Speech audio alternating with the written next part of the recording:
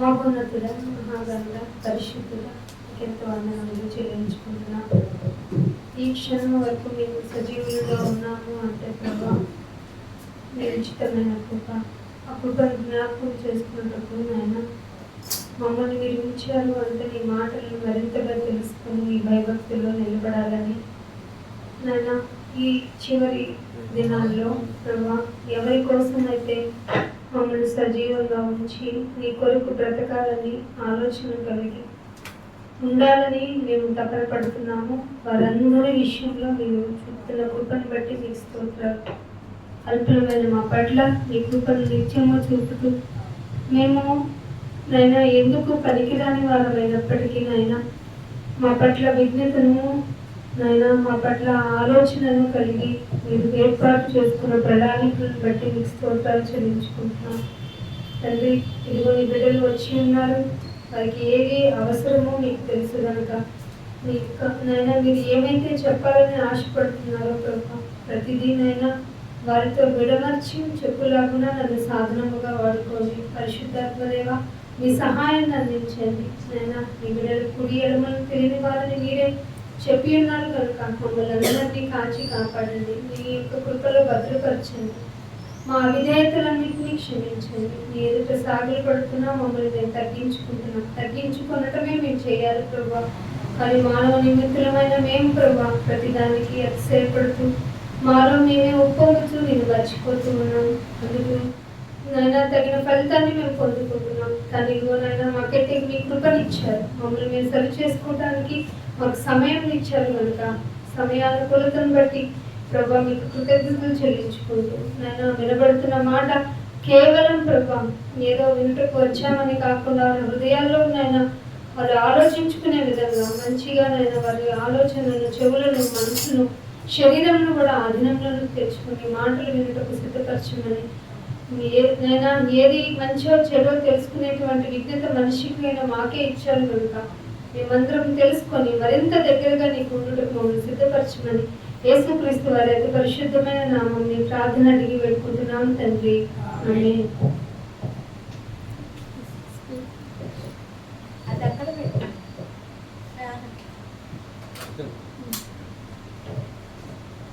దేవుడు నామంలో మీ అందరికీ వందనములండి. దేవుడు మనల్ని అందరినీ సజీవులుగా ఉంచి దేవుని యొక్క ఆలోచనలు నడపటానికి దేవుడు మనకి ఇచ్చిన ఈ యొక్క సమయాన్ని బట్టి మీ దేవుని తరపున, దేవుని యొక్క ఆలోచన తరపున మీకు కృతజ్ఞతలు తెలుపుతూ ఉన్నాను. దేవుడు మనకి ఇచ్చిన ఈ యొక్క సమయము చాలా అమూల్యమైనది. మనం అనుకుంటాము ఏదో వచ్చేసాము సండే కాబట్టి అనుకుంటున్నాం. కాదు, ఈ రోజు మీరు ఇక్కడ గ్యాదర్ అవ్వటానికి నేను ఎంతగా పోషించుంటాడు, ఎంత గాలి ఆయన కన్జ్యూమింగ్ చేయించడానికి ఫ్రీగా ఇచ్చుంటాడు. ఏ ఫుడ్ ఇస్తే నువ్వు హెల్తీగా ఉండుంటావు, ఎంత ఆరోగ్యం ఇస్తే ఇక్కడ ఉండుంటావు.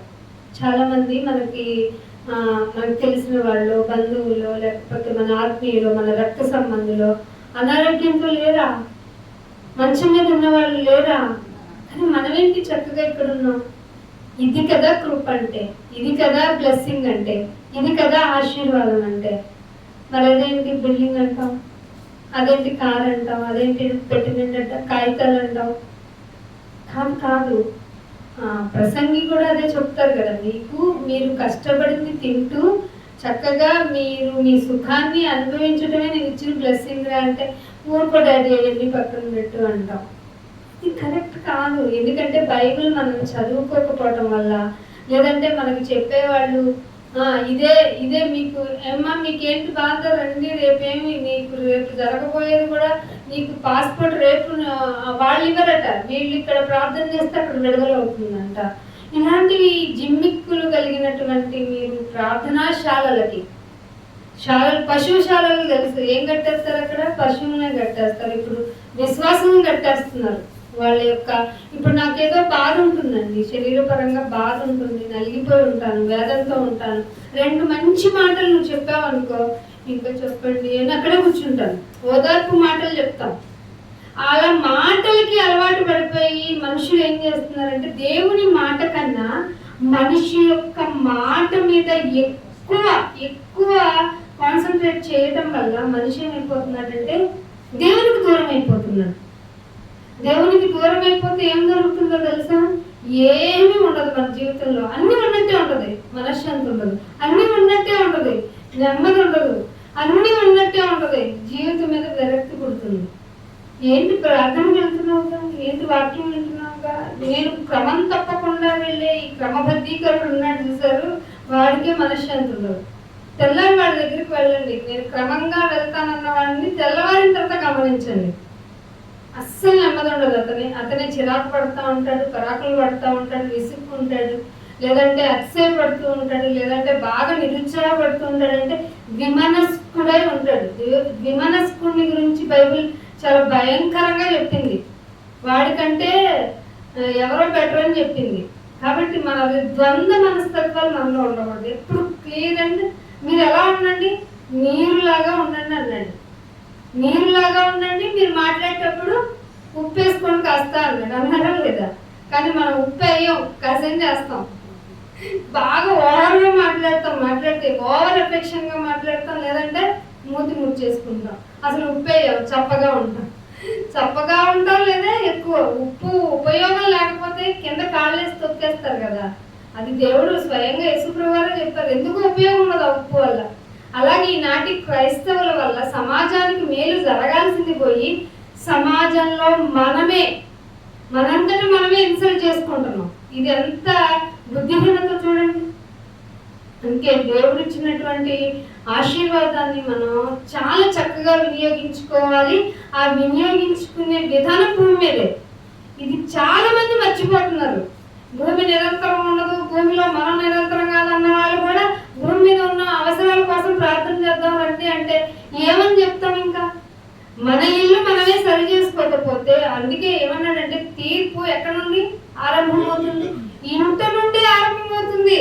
ఇలా ముందు మీరు దేవుడు తెలుసు అనుకున్న వాళ్ళందరూ వెంటనే అంటాడు దేవుడు, వచ్చేస్తున్నాం డాడీ అని వచ్చేస్తే ఏం చెప్తారో నా గురించి, అసలు ఏమనుకున్నారో నేను ఇంట్లో కూర్చొని మనసులో నిన్ను ఎంతగా ప్రేమించానో తెలుసా, ఏం చేశాను అసలు ఏమి డిస్కషన్స్ ఉండవండి. మేబీ మనం థింకింగ్ కోసం, మనం అలర్ట్ అవడం కోసం డిస్కషన్స్, కానీ అక్కడికి వెళ్ళగానే మన గతి ఏంటో, మన స్థితి ఏంటో, మనం ఎలా ఉంటామో, ఏమైపోయామో ముందే తెలిసిపోతుంది. దేవునికి తెలుసండి. దేవునికి తెలిసే మనల్ని భూమి ఉంచాడా? అవును. మనం ఎంత బలహీనులమో తెలిసి దేవుడు మనల్ని భూమి మీద ఉంచాడండి. ఎవరన్నా మంచివాడు కాదంటే, ఇందాక సార్ చెప్పారు కదా మంచి టాపిక్, మంచివాడు అనిపించుకోవాలంటే ఎదుటోడు బలైపోవాల్సిందే. నేను ఎంత మంచివాడిని అంటే వీడు మంచివాడు కాదండి, కాబట్టి నేను మంచివాడినండి, ఇలా చెప్పుకుంటాం. కంపారిజన్ ఆఫ్ లైఫ్ అనేది మనుషులో ఎంత చెడ్డగా ఉందంటే, అక్క నేను ఎంత మంచిదాన్ని అంటే, ఆ అక్క మంచిది కదా, నువ్వే మంచిదానివా, అవును నేను ఎంత అని చెప్తారు చూసారా, వాళ్ళని అస్సలు నమ్మకండి. క్రైస్తవ్యంలో చాలామంది దేవుని గురించి మాట్లాడుకోవటం, దేవుని గురించి చెప్పుకోవడం మానేసారు. చర్చెస్లో ఎవరి గురించి చెప్పుకున్నారు అనుకున్నారు? ఉపదేశించే వారి యొక్క హైలైటింగ్ ఎక్కువైపోతుంది. ఉపదేశించేవారు ఎవరు? దేవుడు ఇచ్చిన మాటలే కదా, దేవుడు హైలైట్ అవ్వాలి కదా. మరి దేవుడు హైలైట్ అవ్వకుండా పక్కన వాళ్ళు, ఎదుటాళ్ళు, లేకపోతే సంఘంలో బాగా ఎప్పుడు కొంచెం ఎక్కువ వేసేవాళ్ళు ఉంటారు. వాళ్ళు ఎక్కువ ఇచ్చేవాళ్ళు తొందరగా ఎక్కువసేపు కూర్చొని చూడండి.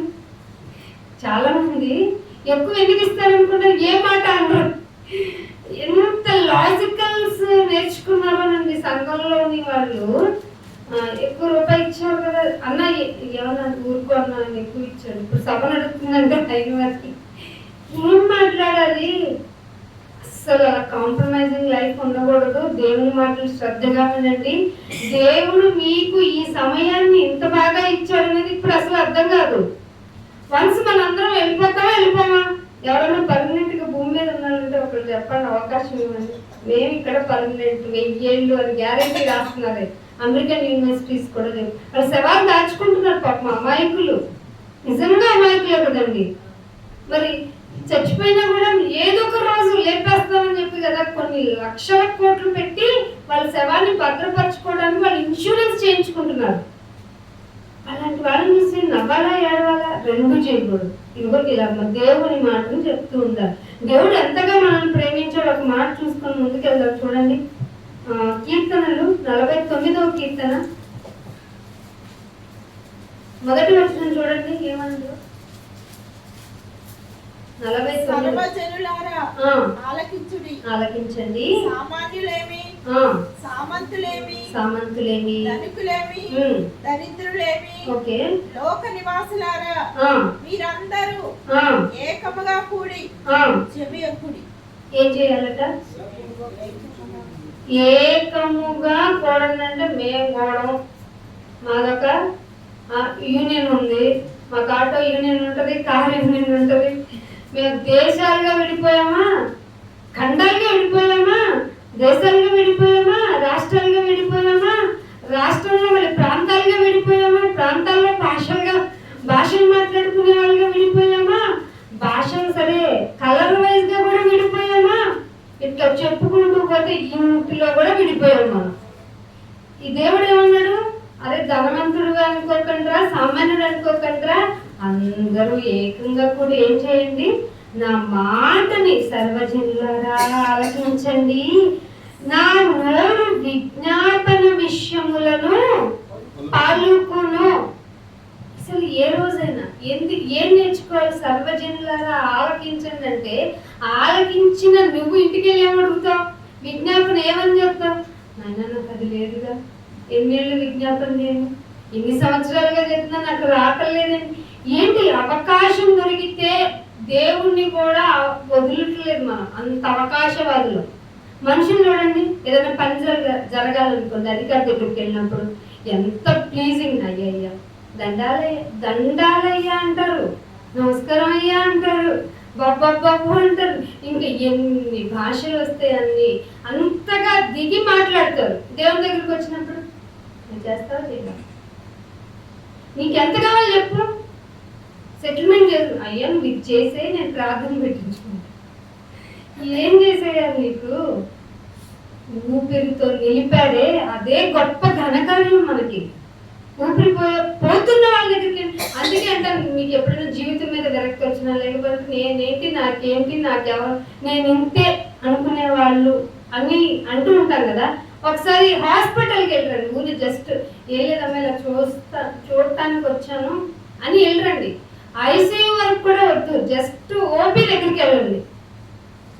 బాబోయ్ నేను ఎంత భాగ్యవంతుని అనిపిస్తుంది, ఎంత భాగ్యవంతుని నాయన నేను. ఏం పట్టవండి మనిషికి, ఏం పట్టడం లేదు. ఎందుకంటే ఆరోగ్యం ఉంది, తింటున్నది అరిగిపోతుంది, ఆ తినడానికి అన్ని ఫుడ్ వచ్చేస్తుంది. ఇవి కామన్ గా కొంతకాలం జరుగుతుంది. మీరు గమనించండి, ఒక రోజు వస్తుంది, ఆ రోజు ఏదైనా తిందాము అంటే నోరు సరిగ్గా ఉండదు, నోరు సరిగ్గా ఉంటే తినడానికి ఏముండదు, ఈ రెండు బాగుంటే శరీరం లేవడానికి ఉండదు, అంతా బాగుందంటే ఆరోగ్యం సరిగ్గా ఉండదు. అంటే ఇల్లుండి తినడానికి ఉంటే ఆరోగ్యం సరిగ్గా ఉండదు. ప్రపంచంలో చాలా 80% పీపుల్ ఇప్పుడు ఇలాగే ఉన్నారు. ఆ 20% కూడా బికాస్ ఆఫ్ బలము, యవనస్తులు కాబట్టి. ఇందాక అన్నారు కదా, యవనస్తులకి ఏంటంట వాళ్ళ బలమే అలంకారం. ఇన్ని రోజులు తెలియలేదండి, అలంకరించుకోవడం అంటే బ్యూటీ పార్లర్కి వెళ్ళాలని తెలిసింది, జిమ్కి వెళ్ళాలని తెలిసింది, కానీ మేము యవనంగా ఉండటమే అలంకారం అని తెలియలేదే, బుర్ర తట్టనే లేదండి, తెలియదు. అందుకే సంఘానికి రావాలి, అందుకే యవనస్తులు కూడుకోవాలి. అంతే, యవన కాలం ముందు ఆయన కాడి మోయిట వాడికి మేలు. నరుడు అంటే వాడు యవనస్తుడే కదా, వాడికి మేలు కాబట్టి నాయన నీ కాడి మేయటం వల్ల నాకేంటి లాభం, నీకేరా మేలు, నీకు మేలు అన్నాడు. ఇదంతా కాదయ్యా, నేను భుజం మీద చాలా మోసుకుంటాను, నా మీద నేను ఎన్ని మోసుకుంటానంటే, నన్ను నువ్వు ఎన్నన్నా మోసుకో, నీ భారం నా మీద మోటు అన్నాడు లేదా. అసలు ఎన్ని చెప్పాడనండి, అవన్నీ పట్టించుకో. ఎందుకంటే మనం మర్చిపోతాం. మనిషి అంటేనంట మర్చిపోయేవాడట. ఏం మర్చిపోతాడు? తినడం మర్చిపోతాడా? అసలు మర్చిపోడు. తాగడం మర్చిపోడు, ఏమీ మర్చిపోడు. బంధువులతో గ్యాదరింగ్ మర్చిపోడు. బంధువులు ఎవరినన్నా మర్చిపోతారా? నువ్వు నా బంధువు, నా గుర్తే లేదని అంటావు. బంధువా, నా రక్త సంబంధి కదా, మర్చిపోయానన్నానని కూడా అంటావు, గుర్తుపెట్టుకున్నానన్నా అంటాడు. కానీ మర్చిపోయేది ఏంటో తెలుసా? దేవుని గురించి. అదే దేవుడు ఉన్నాడన్న సంగతి మర్చిపోయానే, దేవుడు అన్న క్యారెక్టర్ మర్చిపోయానే. అది ఎప్పుడు వస్తుందో తెలుసా? ఒక క్షణము మనం చనిపోతాము అన్న అరక్షణంలోనంట, మనం పుట్టినప్పటి నుండి లాస్ట్ సెకండ్ వరకు ఏమేమి చేసాము, ఎలా ఒక్క క్షణంలో ఎలా తెలుస్తుందో మరి తెలుస్తుందట. అప్పుడు అనుకుంటావట, ఏమైంది నా జీవితం, ఎందుకు ఇంత అనవసరంగా ప్రయాసపడ్డాను అని. అనే లోపల పక్కన పోతుంది కదా. పోయిన ఆత్మని దేవుడు వెళ్ళరన్నా నాకు వెళ్ళేదయ్యావు కదా, కొన్ని రోజులు బ్రతికిరా అంటాడా? అస్సలు అన్నాడు. లేదు లేదు లేదు, నేను చెట్టు మీద కాపురం ఉంటాను, వైట్ డ్రెస్ వేసుకుని ఉంటానంటే ఊరుకుంటాడా? నేను కాకమ్మ కథల్ని, పిట్ట కథల్ని, చిన్నప్పుడు చందమామ కథల్ని తెగ చదివేవాళ్ళం. ఇవన్నీ రియల్ అయితే ఎంత బాగుండేది కదా. కథలు కాబట్టి రియల్ కాదు, కథ కాని కథే మన కథ. ఇది ఎవ్వరూ చెప్పరు, సత్యం తెలుసుకున్న వాళ్ళు చెప్తారు. సత్యం ఇదిరా అంటే మీ బాగా మేము భరించలేమంటారు. బైబిల్లో ఉన్నవన్నీ నిజాలు తీసి మీకు చెప్తున్నప్పుడు బైబిల్ ఎందుకు తప్పు అని అడగరేంటి? మీరు చెప్తుంది తప్పంటారేంటి? బైబిల్లో ఉన్నది మనం చూపిస్తున్నప్పుడు, బైబిల్ ఇలా ఉంది అన్నప్పుడు మీరు ఎందుకు నమ్మడం లేదు? నమ్మము అంటే మీరు బైబిల్ చదవటం లేదని అర్థం. బైబిల్ని ఎలా చదవమన్నాడు? సమయము సమీపించింది కనుక ఈ ప్రవచన వాక్యము వినేవాడు, చదివేవాడు ది బ్లెస్డ్ పర్సన్ అన్నాడా లేదా? సమయం సమీపించింది కానీ మంచి ఇల్లు కట్టుకొని మంచి సుఖముగా అని ఎవరు చెప్పాడు దేవుడు? సుఖంగా ఉండడానికి నేనేం ఈ లోకపరంగా ఏ వ్యాపకాన్ని పెట్టుకోను అని అన్నాడా? నువ్వు నా పని చేయి, నేను నీ పని చేసి పెట్టేస్తా, సింపుల్ అన్నాడు దేవుడు. నువ్వు నా పని చేయి అంతే, నీకన్నీ వద్దులే బాబు, నీ మీద నమ్మకం లేదు. ఒరే ఆవగింజంత విశ్వాసం పెట్టుకోరా అనగా లేదా? ఆవగింజంత విశ్వాసానికి పర్వతం వెళ్ళట్టు పడుద్దంట. ఉందా మనకి? లేదు కాబట్టి ఇప్పుడు అందరం జాయిన్లు చేసుకుంటున్నాం, అందరం పనులు చేసుకుంటాం. ఎంత ఉంటారో పర్లోకం, అందుకే తీర్పు ముందు మన దగ్గరే. అర్థం అంటే ఉద్యోగం చేయడం తప్పు కాదండో. మళ్ళీ దీన్ని తీసుకొని అసలు ఎడ్డమంటే తెడ్డమంటాం కదా, మనకు తిక్క. మనిషికి చిన్నప్పటి నుంచి వెర్రి వ్యాపకం ఉందంట. నిజంగా దేవుడు కూడా చెప్పాడు, నువ్వు వెర్రోడివిరా, వివిధ తంత్రములను కల్పించుకొని ఉన్నావు, నీ తంత్రముల వల్ల నువ్వు విసిగిపోయి ఉన్నావు. అయినా సరే నేను నిన్ను ఎక్స్క్యూజ్ చేస్తా, నేను క్షమించేస్తా, ప్లీజ్ వచ్చేరా అన్నాడా లేదా? దేవుడు చెప్తున్నాడు. యెషయా గ్రంథానికి రండి. యెషయా గ్రంథము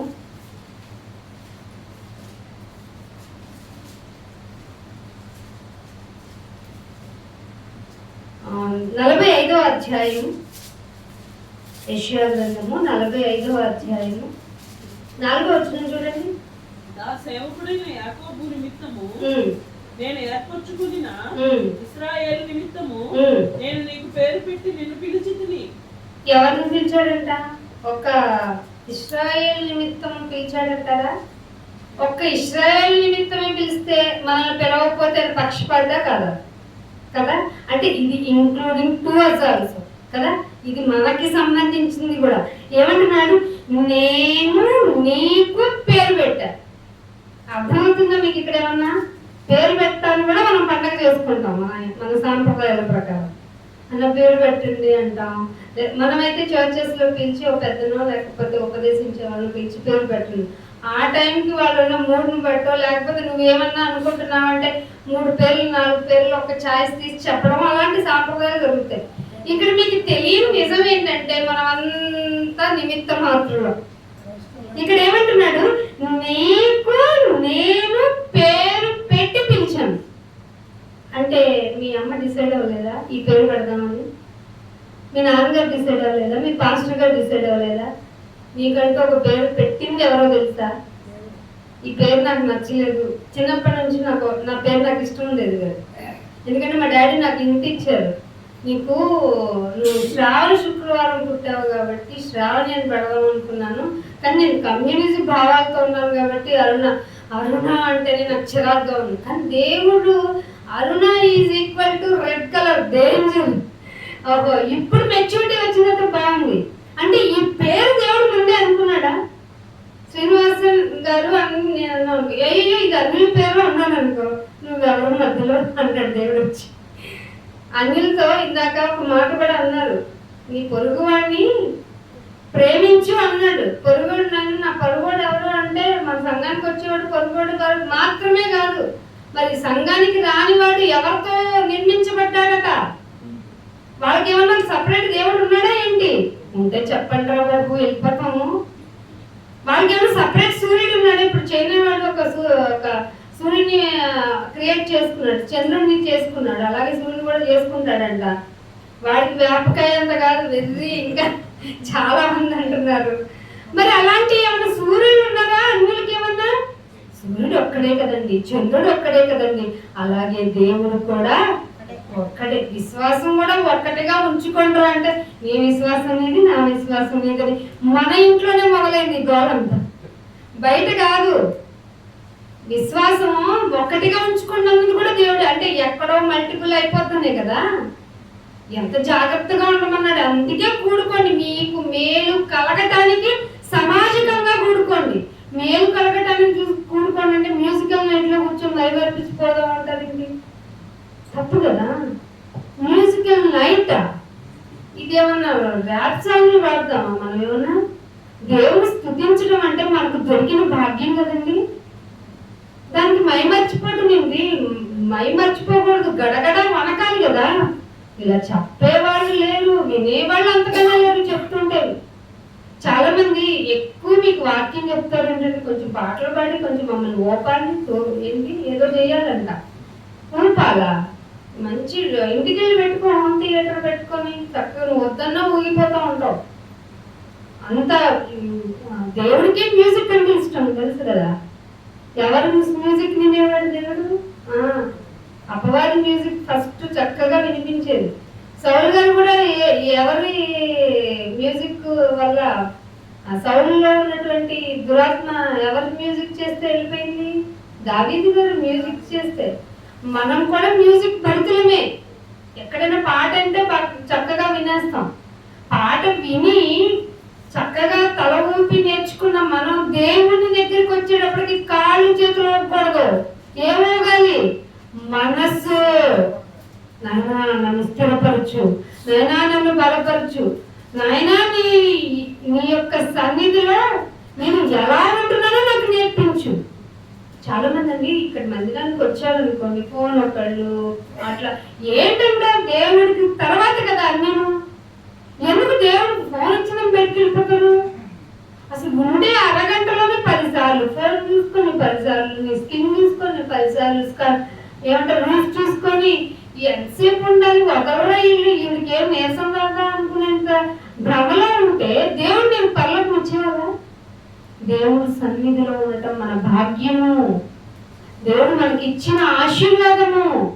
ఇవి వదిలేసి మీరు అశ్రద్ధగా నా సన్నిధి, అందుకే అన్నాడు నీవు మందిరమునకు పోయినప్పుడు అశ్రద్ధగా ఉండడం, ఇష్టం వచ్చినప్పుడు కాసేపు నా సన్నిధిలో కనపడన్నాడా?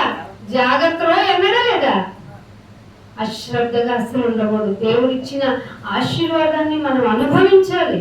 అనుభవించమంటే ఆర్టిఫిషియల్ గా మ్యూజిక్ సిస్టమ్స్ పెట్టేసుకొని, ఆర్టిఫిషియల్ గా సందడిగా లైట్స్ పెట్టేసుకొని కాదు. ఇదిగో ఇలా నెమ్మదిగా.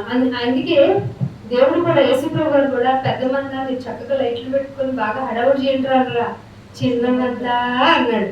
పెద్ద మందితో ఆయనకు సంబంధం లేదు. మీరు జ్ఞాపకం పెట్టుకోండి. 10 మంది మీరు క్లాసులకి మామూలుగా టీచింగ్ వైజ్ క్లాసులకి వెళ్ళినప్పుడు మెంబర్స్ ఎంతమంది ఉండాలనేది ఒక రూల్. ఒక 30 మెంబర్స్ కన్నా లిమిట్ పెరగకూడదు. మరి ఏంటి లక్షల మంది వెళ్ళిపోతున్నారు, ఏమింటున్నారు, ఏం చెప్తున్నారు, ఏం మాట్లాడుతున్నారు, నా ఆత్మీయ అనుభవం గురించి, నా బాధ గురించి ఏం అనుభవిస్తున్నారు అంటే ఏం లేదు, సందడిగా వెళ్ళేసి వద్దాం అనుకుంటున్నారు. అలా లక్షల మందిని కూడుకునే చోట దేవుడు శ్రద్ధ చూపక్క పోవచ్చేమో, కానీ చిన్న మంది గురించి బైబిల్లో బాగా రాయించారు. చిన్న మంద భయపడకండి అన్నాడు. ఎందుకు భయపడతాను చెప్పండి? నేను ఒకళ్ళిద్దరు ఉన్నాం, మా విశ్వాసం ఏంటో నాయన, మా బాధ ఏంటో. అసలు ఎక్కువ మంది ఉన్న చోటే కదా, నలుగురు పోయే చోట నాయన అనాలి, ముగ్గురు ఉన్న చోట ఇలా అనాలి. మరి మేము చూస్తే 4 పాడితే ఒకరి గురించి తినపడుతుంది. మమ్మల్ని దృష్టి ఉంచుతావునైనా అని మనం ఎక్కడ భయపడిపోయి ఇన్సెక్యూర్ అవుతామేమో అని యేసుప్రభు గారు ముందే చెప్పాడు, చిన్నమంద భయపడద్దు. మీరు అనుకుంటున్నారు ఎప్పుడైనా దేవుడు ఇంత బ్లెస్సింగ్ నేచర్ మనకి ఇచ్చాడు అంటే ఎంతగా ప్రేమిస్తున్నాడు? పేరు పెట్టి, నేను నిన్ను పేరు పెట్టి. అసలు ఈ మాట ఎంత వైబ్రేటింగ్ ఆఫ్ స్ట్రెంగ్త్ తెలుసా మీకు? నీ పేరును చూసి 10 సార్లు రాసుకున్నాను. ఈ పేరు నువ్వు పెట్టుకున్నదా? నా గురించి నువ్వు పెట్టుకున్నదా? ఏం అనుకుని పెట్టావయ్యా? నేను అనుకున్నాను, నేను నాకు ఇష్టమైన పేరు పెట్టలేదంటే, నీకు ఇష్టమైన పేరు నాకు పెట్టబడిందంటే I'm danger to this world. ఇది వార్ కాన్ఫిడెన్స్ అంటారు లోకస్తులు. కాదు, దేవుని ఎందుకు అనుకున్న గొప్పతనం ఇది. మీ పేర్లు పెట్టాడు, దేవుడు పెట్టాడు మీకు పేర్లు. అది ఏ పేరైనా సరే, ఎలాగైనా సరే దేవుని కొరకు నువ్వు బ్రతకాలి. అక్కడ పిలుస్తాడు ఆయన, అరే ఇది అన్నిటి పేరు నువ్వు పక్కిళ్ళు అని అన్నాడు. ఆయన పెట్టాడు పేరు అంతే. ఆ పేరుతో నువ్వు దేవునికి రికగ్నైజ్డ్ గా ఉండాలి. అందుకనే 3వ వచనంలో కూడా ఒక మాట అంటాడు చూడండి. పేరు పెట్టి నిన్ను పిలిచిన 3వ వచనము, పేరు పెట్టి నిన్ను పిలిచిన ఇశ్రాయేలు దేవుడనైన నేనే యెహోవాని. ఇశ్రాయేలు దేవుడివి, నువ్వు వాళ్ళ దేవుడు అని అనుకుంటున్నాను నేను. కాదు, నేను యెహోవాని. యెహోవా అంటే మీనింగ్ అంటే దేవుడిని, ఉన్నవాడని. మన దేవుడు ఎవరట? బాగా ఉన్నాడంట. బాగా ఉన్నాడని మీనింగ్ కదట. మీరు ఏది చూసినా ముందు నేను ఉన్నాను అక్కడ అని. నాయన అందరికంటే ముందు ఉన్నవాడిని నేనే. మరి అందరికంటే, ఆకాశం కంటే ముందు నేనే ఉన్నా. మరి ఈ లోకం కాదు నాయన, పూర్తి గెలాక్సీల కంటే ముందు నేను ఉన్నవాడని. అంటే నేను ప్రెజెంటెడ్ పర్సన్. అది ప్రెజెంటెడ్ పర్సన్ అనేది పర్సన్ అని చెప్పకూడదు, ఒక ఐడల్. ఆయన నీకు ఉన్నవాడుగా పరిచయం అయ్యాడు. అదే అంటున్నాడు, ఇశ్రాయేలు దేవుడు నేనే, యెహోవాను నేనే అని నువ్వు తెలుసుకున్నట్లు. నన్ను పేరు పెట్టి ఎందుకు పిలిచావంటే, ఒరే వినరా, అంధకార స్థలములలో ఉంచబడిన నిధులు ఎక్కడున్నాయైనా? అంధకార స్థలంలో అంటే ఆ నిధులు మాకేమైనా చెప్తావా అంటే, దేవుని దృష్టిలో ధనం అంటే ఏమిటి? అర్థమైందా? ఇది మీకు రుచించకపోవచ్చు, కానీ వాక్యము జీవాహారము. ఈ జీవాహారం ఏం చేస్తుంది? ఆత్మ చచ్చిపోకుండా కాపాడుతుంది. ఆత్మ ఎక్కడ చచ్చిపోతే నరకం వెళ్ళిన తర్వాత చచ్చిపోయినట్టే. ఇంకా అది ఈ లోకంలో ఉన్నప్పుడు క్రియలు లేకపోతే చచ్చినట్టే. క్రియలు ఎప్పుడు ఉండవు నీకు? వాక్యం మనసులో ఉన్నప్పుడు. అందుకే ఆత్మ నిండిన దాన్ని బట్టి నోరు మాట్లాడుతూ ఉంటది. నువ్వు వదిలిపడి మాట్లాడుతున్నావు అనుకో, నువ్వు ఇష్టానుసారంగా మాట్లాడుతున్నావు అనుకో, కంట్రోల్ తప్పి మాట్లాడుతున్నావు అనుకో, వాక్యం వెళ్ళిపోద్ది. వాక్యం వెళ్ళిపోయిందంటే ఎవడొచ్చి కూర్చుంటాడు? మన ఫ్రెండ్, మీరు మీ తండ్రి ఏమో అపవాది సంబంధంలో మనం అంతా. ఏమండి ఎందుకండి? వాడు ఆది నుండి వాడుకున్న క్యారెక్టర్ అబద్ధికుడు. వాడు ఏం లేదు, సింపుల్ గా ఏం లేదు, అబద్ధం చెప్తాడు అంతే. దేవుడికి నచ్చంది అదే. తిన్నగా ఉండు, తప్పు చేసావా ఒప్పుకో అన్నాడా లేదా? దేవుడు ఆదాముని అవ్వమ్మకి ఫస్ట్ వాళ్ళతోనే కదా మనకి స్టార్టింగ్స్, వాళ్ళ గురించే మాట్లాడుకోవాలి.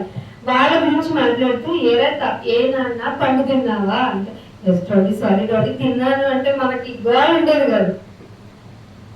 ఏమన్నా చెప్పండి? ఏదో ఒకటి పక్కన, నేను మంచివాడు అనిపించుకోవాలంటే పక్కనోడు బలవా. అవ్వం మేము తక్కువ తిన్నా ఏంటి, 2 ఆకులు ఎక్కువే జరుగుతుంది కదా. నువ్వు అసలు సర్పాన్ని ఎందుకు రానిచ్చో ఈ వనంలోకి? ఈ సర్పం నన్ను మాయ చేసింది అంది. సారీ డాడీ, నేనే తప్పు చేశాను, ఏమనుకోకు, ప్లీజ్ క్షమించే. పాదాల మీద పడిపోవచ్చుగా. అహం అడ్డొచ్చింది. ఎందుకు వెళ్ళిపోయితో ఆయన తరమాలు వచ్చేసింది. వెళ్ళిపోండి, ఎంత చిరాకు తెప్పించుంటారు ఆయన తరిమేసి ఉంటాడు మిమ్మల్ని. వాళ్ళని ఏదైనా తోట నుండి తరిమేసి ఒక కెరూబుల్ని కాపలాగా ఉంచాడంట. ఎక్కడ మనకి దూరం, ఎందుకంటే కన్యను బట్టి అప్పటి నుంచే. అందుకే మంచి చెడు తెలివినిచ్చు. అలా నీకు ఎందుకురా, నువ్వు ఆల్రెడీ ఏం చేయలేదు కదా, మరణం లేదు కదండి అప్పటికి. ఆ టైంకి మరణం తెచ్చుకోక ముందు నువ్వు ఏంజెల్వే కదా. ఐ మీన్ దేవదూతకి ఈక్వలే కదా. దేవదూతలకి మరణం లేదు. మనం దేవదూతలం కాదు, సేవకులు. మళ్ళీ దేవదూతలు అంటే ఇప్పుడు వాక్యం వినట్లేదండి చాలా మంది. వాక్యంలో ఎక్కడ తప్పు తొలిగింది, ఈవిడికి ఏం రాదు, ఇతనికి ఏం రాదు. ఇప్పుడు వాక్యం వినడం మర్చిపోయారు, వాక్య పరిశీలన చేసుకోవడం మర్చిపోయారు. వాక్యంలో తప్పు ఎక్కడ పట్టుకుందాం అని చూస్తున్నారు. యేసు ప్రభు గారిని అలాగే చూసారా లేదా? ఎక్కడ దొరుకుతాడు అని స్వస్థత చేస్తాడో లేదు ఈ సంగతి తెలుద్దామంటే, ఇప్పుడు చెప్పండి, చంపేయటం ముఖ్యమా బతికించడం ముఖ్యమా అంటే నువ్వేం చేస్తావో చూడటానికి ఉన్నావు అనే లోపు మీరేమనుకుంటున్నారు అని ఇటు తిరిగి నీ పాపాలు క్షమించేశాను పో అనగానే పళ్ళు పటపటా కొరుక్కున్నారంట మేమే అని. మేమే అని కూడా అన్నారు యేసు ప్రభు అని. ఆఫ్టర్ ఆల్ మనం ఎంతండి, కానీ ఆఫ్టర్ ఆల్ అయిన మనల్ని ఆయన పేరు పెట్టి పిలుచుకున్నది ఎందుకట? అగాధ స్థలములలో ఉన్నటువంటి ధనమును రహస్య స్థలములలో మరుగైన ధనమును నీకు ఇవ్వటానికి నాయన నేను నిన్ను పేరు పెట్టి పిలిచాను, పేరు పెట్టి పిలిచాను. కాబట్టి మీరు ఎట్టి పరిస్థితుల్లో మిమ్మల్ని మీరు డిక్రీజ్ చేసుకోకండి. దేవుడు మీకు ఇచ్చిన బ్లెస్సింగ్ ఈ భూమి మీద అసలు మానవ జన్మతో మనం రావటం అది ఆయన గుర్తిరిగి ఆయనే నిజమే. చాలా మంది ప్రపంచంలో దేవుడు చెట్టొక దేవుడు, పుట్టొక దేవుడు, జంతువు ఒక దేవుడు, పాకేది ఒక దేవుడు అనుకుంటున్న ఆ అమాయక జనములో నుంచి మనల్ని లాగి మనల్ని నిజమైన దేవుణ్ణి ఎరిగేలాగా మనస్సునిచ్చాడు. చూశారు? అదండి గొప్ప. ఈ గొప్పని ఘనతని మీకు కలిగిన దాన్ని గట్టిగా పట్టుకోండి అన్నాడు లేదా? మీకు ఇవ్వబడింది ఎంత గొప్ప తెలుసుకోండి అంటున్నాడు. అందుకని మొదటి రాజుల గ్రంథము 8వ అధ్యాయం 39వ వచనం చూడండి. రాజుల మొదటి గ్రంథము రాజుల మొదటి గ్రంథము 8వ అధ్యాయము అందరూ బైబిల్ తీసి 39వ వచనం చూడండి. ప్రతి మనిషి యొక్క హృదయము ఎవరు? కళ్యాణి గారు ఎదుగుతారో ఏంటి? కాదు కదా. నారుణ ఎదుగుతుందా ఏంటి? శ్రీనివాస గారు ఎవరికి తెలియదు. ఎవరికి తెలుసట?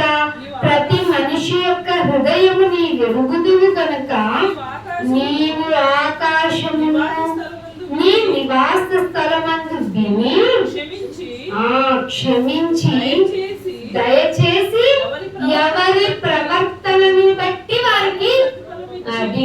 ఇప్పుడు ఏముండాలి? మనకి ప్రతిఫలం రావాలంటే ప్రవర్తన బాగుండాలి. ఫస్ట్ ప్రతి మనిషి యొక్క హృదయాన్ని ఎరిగేది ఎవరు? సాతానుకు తెలుస్తుందా?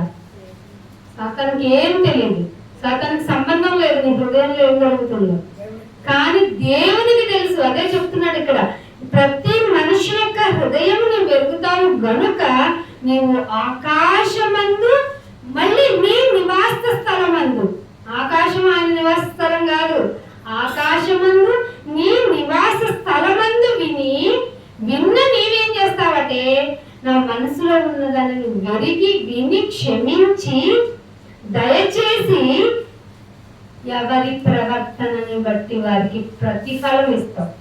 సాతానికి దీనికి సంబంధం లేదు. సాతాన్ని ఇదేం చేయదు. సాతాన్ నిమిత్త మాత్రాలు. అర్థమవుతుందా?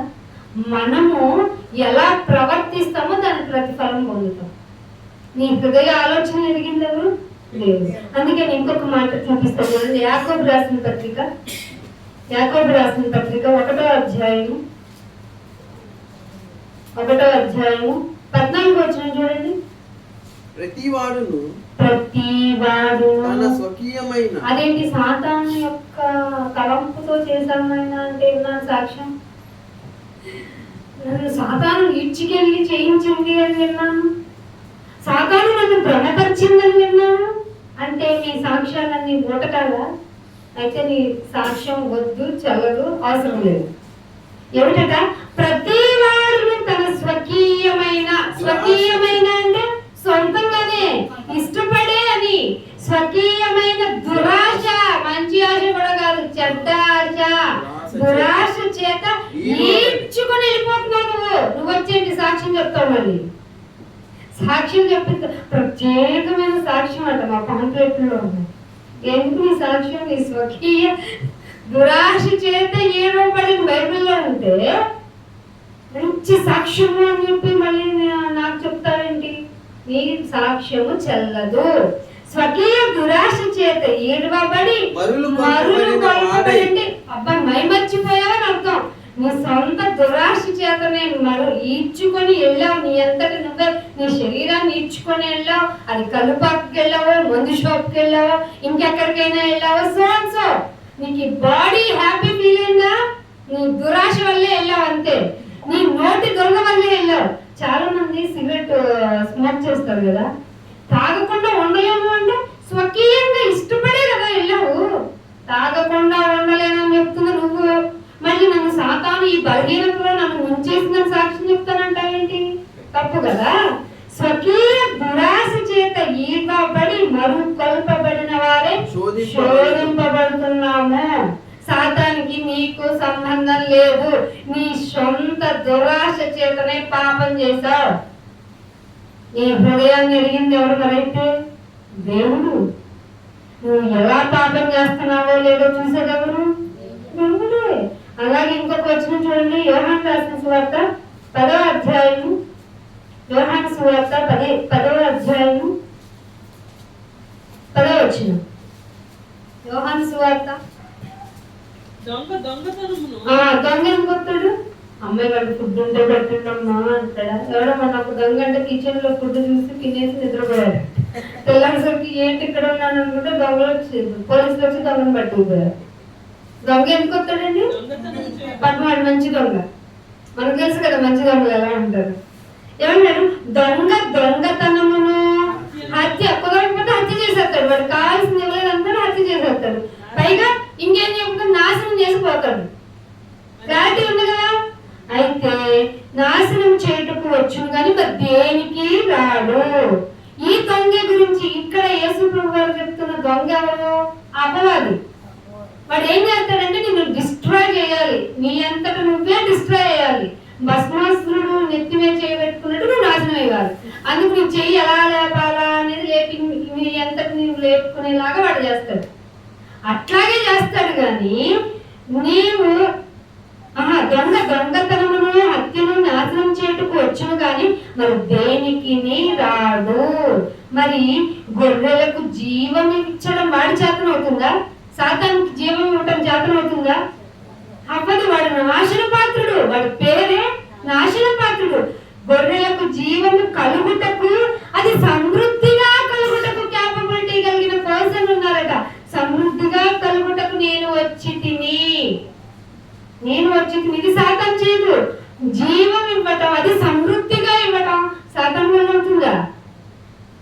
మరి ఎందుకు భయపడుతున్నావు అంటే మన చేతనే మనమే నాశనం అయ్యేలాగా చేసుకునే విధంగా మన మైండ్ని హైజాక్ చేసేటప్పుడు మన తండ్రి అపవాది. ఒప్పుకోక తప్పదు. మనం పాత టైంలో చాలా ఈ ఫిబ్రవరి మంత్ అంతా మన స్కూల్ టైము కాలేజ్ టైమ్స్కి వెళ్తే చదువుకోవడానికి ఉండదు. ఏ డ్రెస్ వేసుకోవాలి, ఏ కలర్ డ్రెస్ వేసుకోకూడదు, అసలు కాలేజీకి వెళ్ళాలా వద్దా అనేటువంటి వైబ్రేషన్లో తిరుగుతూ ఉంటాం. ఎందుకు ఇలా చేస్తున్నాం అంటే మనకు తెలియకుండానే మరుకొల్పబడి ఏడ్చబడి వెళ్ళిపోయాం కదా. కాలేజీకి ఎందుకు వెళ్ళాలి? బాగా చదువుకోవాలి. ఎంత బాగా చదువుకోవాలంటే క్యాంపస్ లో సెలెక్ట్ అయిపోవాలి, ఉద్యోగం రావాలి. అలా ఎవరన్నా వెళ్తున్నారు ఇప్పుడు? చాలా తక్కువ మంది. ఎందుకని? మన స్వకీయ దురాశ చేతనే మరుకొల్పబడ్డాం కదా. మరి తప్పదు కదా దానికి ఫలితం. ఇక్కడ అదే చెప్తున్నాడు. ఇంకేమన్నాడు? గొర్రె చదవండి ఆ మాటని, చదవచ్చును. మళ్ళీ దొంగతనమును హత్యను నాశనమును చేయుటకు వచ్చును గాని దేనికి రాడు. గొర్రెలకు జీవం కలుగుటకును అది సమృద్ధిగా కలుగుటకును నేను వచ్చి తినని మీతో నిశ్చయంగా చెప్పుచున్నాను. ఖచ్చితంగా చెప్తున్నాను. సాతాను మీతో ఖచ్చితంగా చెప్తుందా? నేను జీవం ఇస్తాను. అరే సమృద్ధిగా జీవం ఇస్తాను రా, నేను పాపం చేయండిరా. ఎందుకు మీరు దేవుడి వైపు తిరుగుతారని చెప్పింది ఎప్పుడన్నా? అది ఎంత అబద్ధికుడు అంటే అంత ఘట సర్పము, మాయా సర్పము దాని కాళ్ళు ఉంటే కూడా తీయించేసుకుంది. ఎంత దుర్మార్గులు లేదు, అవునా కదా? సర్పానికి ఫస్ట్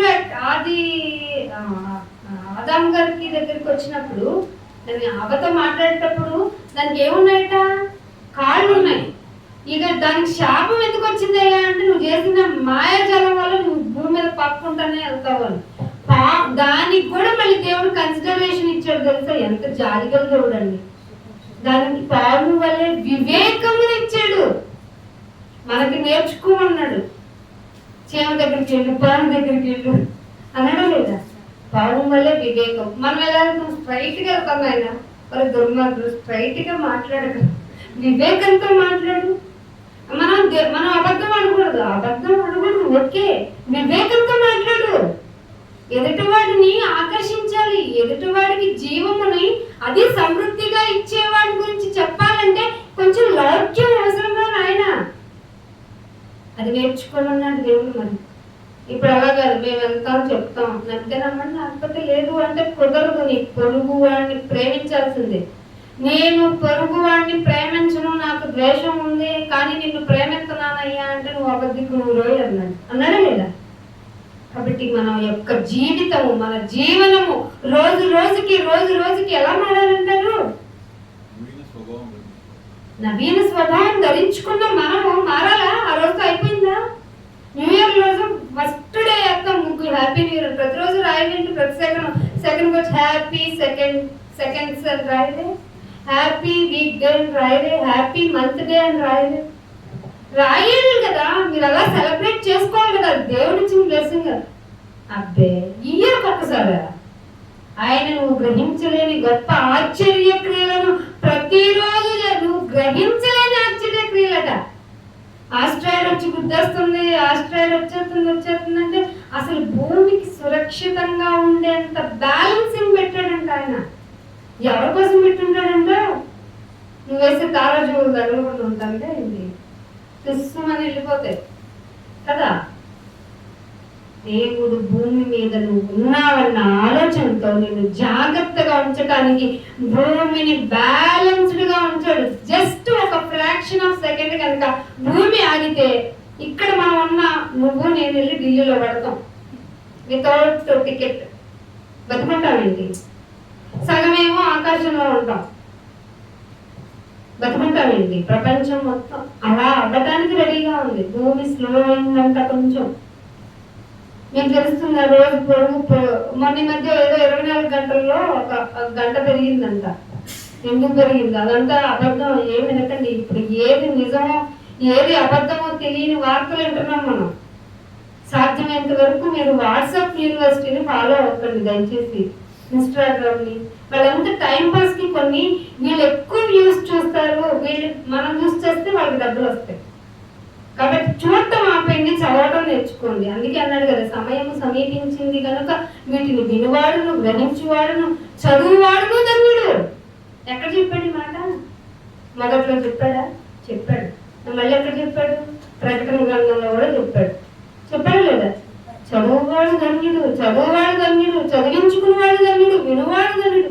మాటలు వినుట శ్రేష్టము, సమీపించి ఆలకించుట శ్రేష్టము. ఎప్పుడు చెవులు 2 ఇచ్చాడు, ఎందుకంటే ఇది విని ఇటు వదలటానికి కదా. 2 చెవులు ఇచ్చాను మీకు వినపడేలాగా, ఒకదానిలో సరిగ్గా వినపోయినా రెండోదైనా సరిగ్గా వినాలి అని.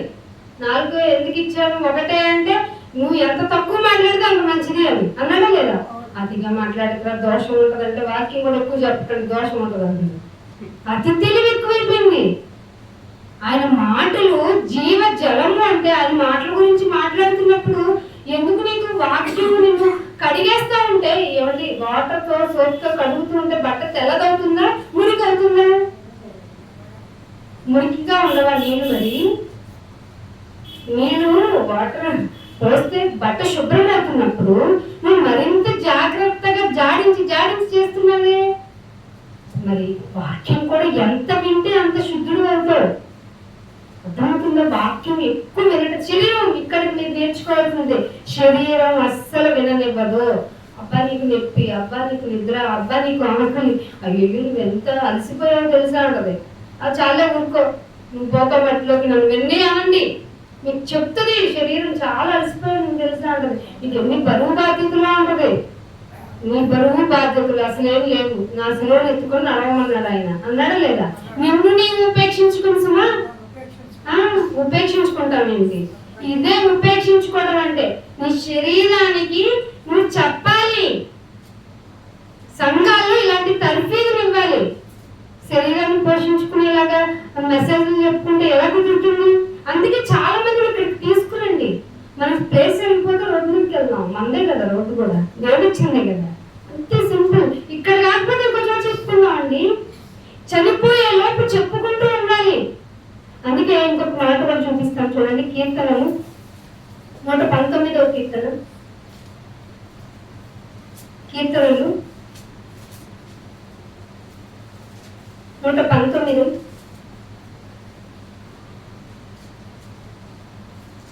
66వ వచనం. నేను నీ ఆజ్ఞయందు నమ్మికించున్నాను, మంచి వివేచన మంచి జ్ఞానము నాకు నేర్పుము. ఏమంటున్నాడండి? నాయన నీ వాక్యం విన్నాను, నాకు ఆశీర్వాదం ఇయ్యి అంటున్నాడా? ఎంత మంచి భక్తుడండి. అందుకే హృదయానుసారుడు. ఏమంటున్నాడట? దేవా నీ ఆజ్ఞ మీద నమ్మకం అండి బాబు. ఆజ్ఞ అంటేనే చిరాకు నాకు కదా. ఇది నా ఆజ్ఞ అనగానే నా ఆజ్ఞ అలా అనుకుంటాం కదా. మామూలుగా ఒక పర్సన్ అంటేనే ఇదిగో ఈ ఆజ్ఞ ప్రకారం నడుచుకోవాలి, ఇవి నిబంధనలు అని ఉందనుకోండి, ఈ నిబంధనల ప్రకారం మీరు నడుచుకోండి అని ఉందనుకోండి, ఏం చేస్తాం? ఈ రూల్స్ ప్రకారం మనం ఎక్కడ చేస్తాం అంటామా అనమా? కానీ ఇక్కడ భక్తుడు అంటున్నాడు, నేను నీ ఆజ్ఞల యందు నమ్మిక ఉంచాను, ఉంచి ఏం చేస్తున్నానట? ఉంచి ఉన్నాను. మంచి వివేచన ఇవ్వనైనా, మళ్ళీ ఏమంటున్నాడు? మంచి జ్ఞానం ఇవ్వనైనా. మళ్ళీ ఇవ్వడం కాదు, నేర్పించు. అర్థమవుతుందా? మనము నిబంధనలు నేర్చుకుంటే మంచి వివేచన వస్తుంది, మంచి జ్ఞానం వస్తుంది. అప్పుడు మంచి జ్ఞానంతో ఏం చేస్తావు? ఇంట్లో ఉండటం ముఖ్యమా, వాక్యానికి వెళ్ళటం ముఖ్యమా నేను తెలిసిపోతుంది నీకు. ఎవరు చెప్పక్కర్లా. ఏంటమ్మా రాలేదని క్వశ్చన్ నువ్వు చెప్పించుకోవు, ఎందుకు మిస్ అయ్యావు అని అడగనక్కర్లా. ఏది ప్రాముఖ్యమో నీకు ముందే తెలియజేయబడి ఉంది. అవునా కదా? ఇదే కదా జ్ఞానం అంటే, వివేచన. పెళ్లికి వెళ్ళటం ముఖ్యమా, బంధువుల ఇంటికి వెళ్ళటం ముఖ్యమా, ప్రార్థనకు వెళ్ళటం ముఖ్యమా? వివేచన. దేవుడు ఆజ్ఞల నిబంధనలు మనం నేర్చుకుంటే వచ్చేది. ఇలా మీరు పాటించి చూడండి. ఇందాక మన వాక్యం వల్ల ఆనందం కూడా వస్తుంది. ఆనందం, ఈ ఆనందం బయటకు అస్సలు కనపడదు. ఇలా కనిపించిందా దీనిలో ఏదో డేంజర్. నీవు ఆత్మీయంగా నాయన నీ ఆజ్ఞలు నేర్చుకోవడం వల్ల నాకు ఎంత నెమ్మదిగా ఉందని పడక మీదకి వెళ్ళి నీ మాటలను సిద్ధపరచుకొని దేవునికి కృతజ్ఞతలు చెప్తావు. ఇది ఎంత ఆనందమో తెలుసా? ఎవరి ఆనందాన్ని ఏ సీఎం కూడా ఎవరు, ఏ పిఎం ఇవ్వరు, ఎవ్వరు మిమ్మల్ని ఏమీ సంతోష పెట్టలేరు. ఒక్క సంతోష పెట్టగలిగేది వాక్యం, కానీ ఇది ఎవరికి నచ్చదు. కానీ మీ శరీరాన్ని నలగగొట్టుకోండి, దేవుని మాటకు లోపరచండి, మీకు తగిన మనశ్శాంతి ఉంటుంది. అందుకే ఏమంటున్నాడు? నీ ఆజ్ఞ. అదే కీర్తనలో ఇంకొక మాట కూడా చూపిస్తాం చూడండి. 62వ కీర్తన 6వ వచనం చూడండి. ఆయనే నా ఆశ్రయ దుర్గము, ఆయనే నా ఆశ్రయ దుర్గము, నా రక్షణాధారము, నా రక్షణాధారము, నా ఎత్తైన కోట ఆయనే, నేను కదిలింపబడను. అది ఎంత మనశ్శాంతి ఉంటుంది నాయన అంటే, నా ఎత్తైన కోట, నా ఆశ్రయ దుర్గం అంటే దాక్కునే ప్లేస్. ఎక్కడ దాక్కున్నాయినా? ఈ మనుషుల మధ్య చాలా మంది మనుషుల యొక్క ఆలోచనలు మనం చూస్తున్నప్పుడు అసలు ఈ లోకంలో నేను ఉండలేనేమో నాయన అనుకున్నప్పుడు నువ్వు దాక్కునే చోటు ఆయనే. ఆయనంటే వాక్యమే. నీ వాక్యమే నా పాదములకు దీపం, పాదాలకు దీపం వాక్యం ఏంటంటే నీ ప్లేస్ అంత లైట్ ఉంటేనే సేఫ్ గా వెళ్ళిపోతున్నావా లేదా? మరి ఆ వాక్యమే నీకు వెలుగైనప్పుడు ఇంకెంత బాగా వెళ్ళిపోతావు నీ లైఫ్. అందుకే అంటున్నాడు, నేను కదల్చబడను. ఎక్కడి నుంచి? విశ్వాసం నుండి కదల్చబడవు. దేవుడు ఎవరై ఉంటారంటావు? ఈ మధ్య దేవుడికి గురించి కొన్ని హిస్టారికల్వి వచ్చినాయి. ఆ దేవుడి గురించి కూడా చెప్పారు. పంపదీసి మన హిందూ దేవుడై ఉంటారా? పంపదీసి ఆ దేవుడు ఈ దేవుడు ఏ దేవుడు మరి కన్ఫ్యూజన్ గా ఉందని ఆ యొక్క పిచ్చి ఆలోచన రావు, కదల్చబడవు. అంతే. నీ విశ్వాసము కలిగి నిబ్బరంగా ధైర్యంగా ఉంటావు. అందుకే ఇంకొక మాట అంటాడు, అదే కీర్తన 60లో చూడండి 4వ వచనంలో. అదే కీర్తన అది ఇక్కడికి వచ్చామండి. సత్యము నిమిత్తము ఎత్తి పట్టుటకై. దేని అందట? సత్యం అంటే ఏంటో అక్కడ తెలియాలి. మళ్ళీ సత్యం అనగా అబద్ధం ఆడుతూ కాదు అని బోర్డు మీద రాసుకున్నట్టు కాదు. సత్యం అనగా నీ వాక్యమే సత్యము. సత్యాన్ని దాని నిమిత్తము ఎత్తి పట్టుటకై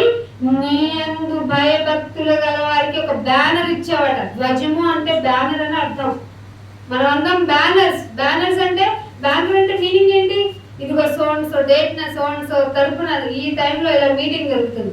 మనం కూడా సో అండ్ సో పర్సనాలిటీగా భూమి మీదకి వచ్చాడే ఆయనే యేసు ప్రభు.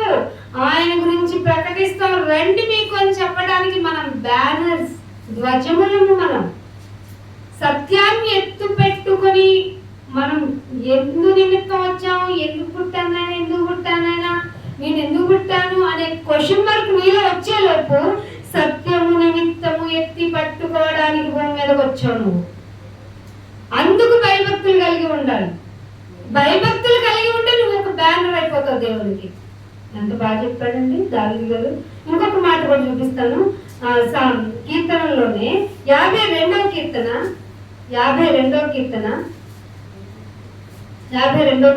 8వ వచనం చూడండి. నేనైతే దేవుని మందిరంలో నిజమా కళ్యాణి గారు? పచ్చని వలిలా చెట్టు వలె ఉన్నాను.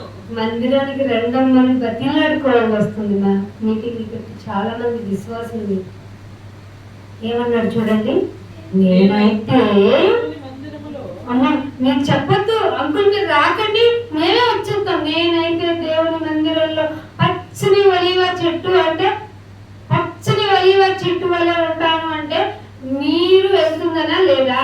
మరి నీరంటే ఏంటి? వాక్య ప్రకారం వాక్యమే కదా. ఆ ఒలీవ చెట్టుకి వాక్యం వెళ్ళటం వల్ల పచ్చగా ఉందట.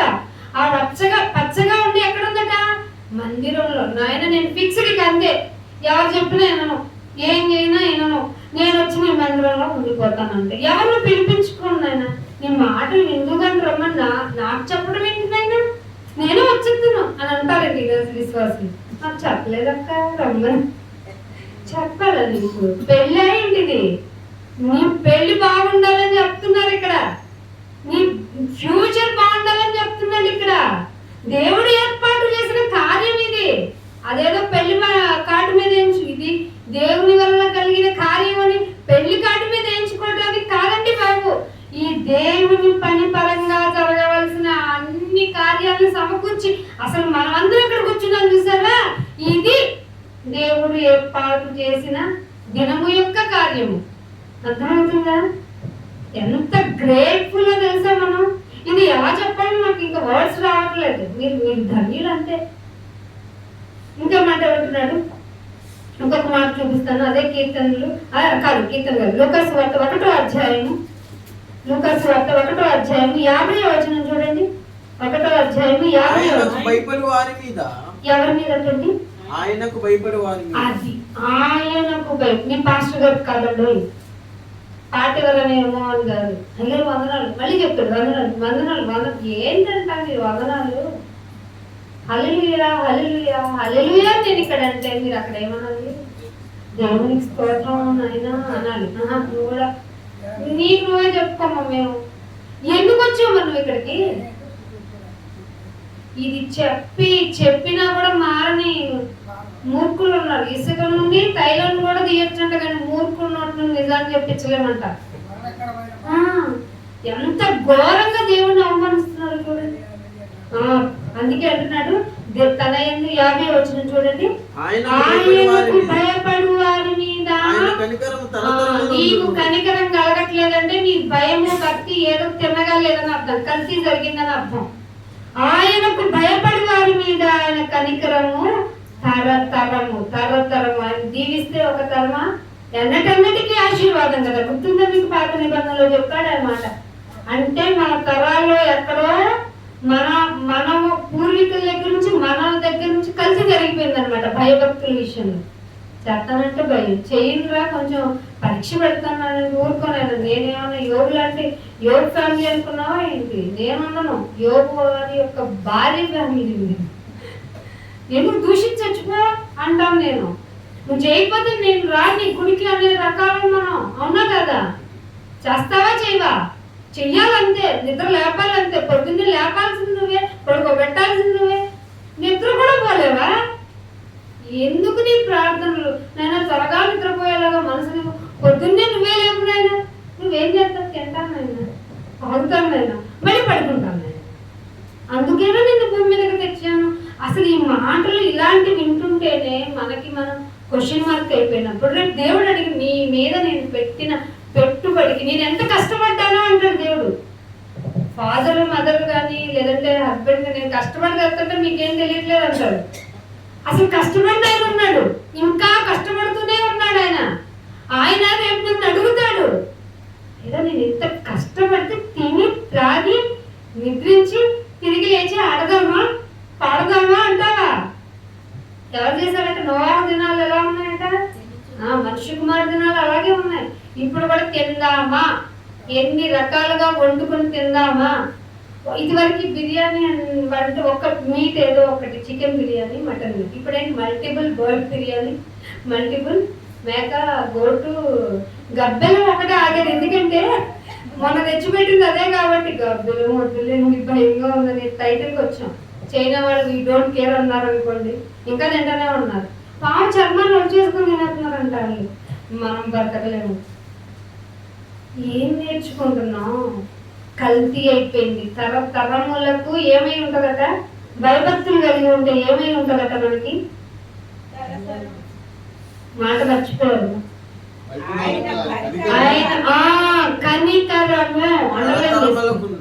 కనికరము తరతరం. నువ్వు ఏడవక్కర్లా ఆయన ఫీల్ అయ్యే లోపు నీకు బ్లెస్సింగ్ వస్తుంది.